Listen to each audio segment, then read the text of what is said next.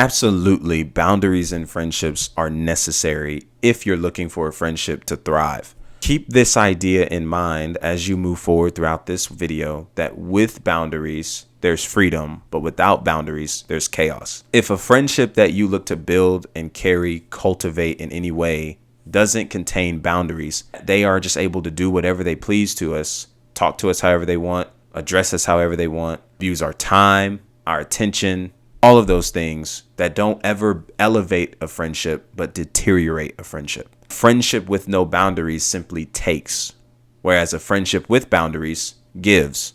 It shows that you take the friendship serious, take yourself seriously. It adds value to the friendship as a whole, and it shows the importance of time and energy that is placed to allowing this friendship to build and thrive where you're looking for it to go.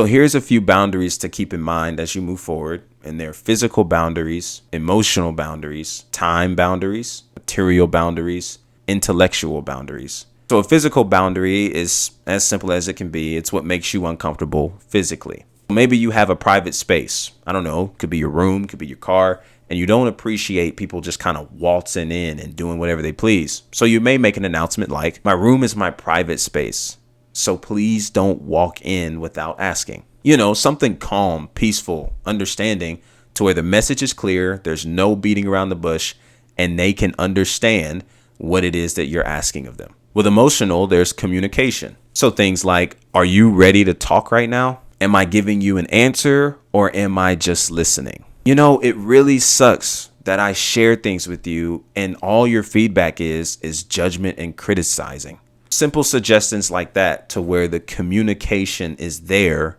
both parties are understood, and you're able to move forward. How about material or possessions? Yeah, I can't lend you money right now, but is there any other way that I can help? Hey, yeah, I'm sorry. We're in the middle of a pandemic, so I'm not really too comfortable with you sharing a drink of mine at any capacity. So I'd appreciate it if you don't do that. Side note, I'd hope that nobody's sharing drinks in the midst of this pandemic currently in life, because that would probably make things a lot worse. Then there's intellectual, right? We're respecting other people's thoughts and ideas. So maybe in the midst of a disagreement that you have with a friend, a boundary that can be shown is where this disagreement kind of takes to a level that you weren't expecting or you don't appreciate. You may say something like, it's okay to disagree with me, but I'm not okay with you putting me down. That gives the boundary that how they're speaking to you, even in the midst of disagreement, is something you're not okay with. And to allow this friendship to move forward, let's find a different way to disagree and still be respectful at the same time. And then here's the big money maker, time.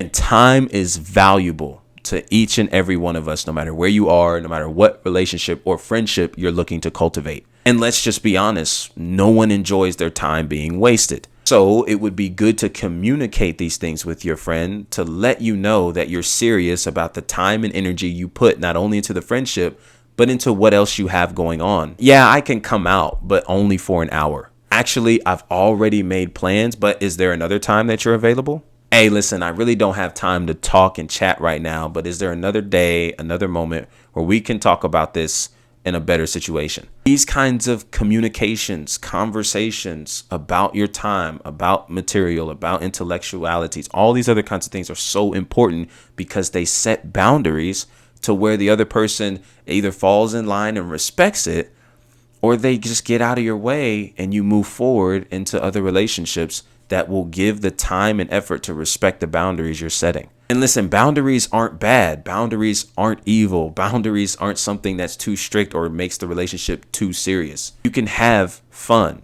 have a ball, have a blast with the friendships you carry. This setting boundaries is a way where you not only show the other person that you're serious about the friendship, but you want them to be just as serious and respect each other in the process, to where no one's time is wasted and purpose is here in the relationship, friendship you're cultivating. And for you who may be a Christian and you're looking for a Christian perspective, maybe something biblical to tie this around, I'll gladly show you this too.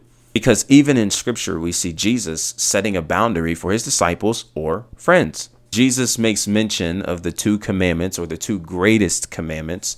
That is, love the Lord your God with all your heart, mind, and soul, and love your neighbor as yourself. Those are boundaries if we are going to really follow after Jesus and befriend Jesus throughout our lives. Ooh, how about this one?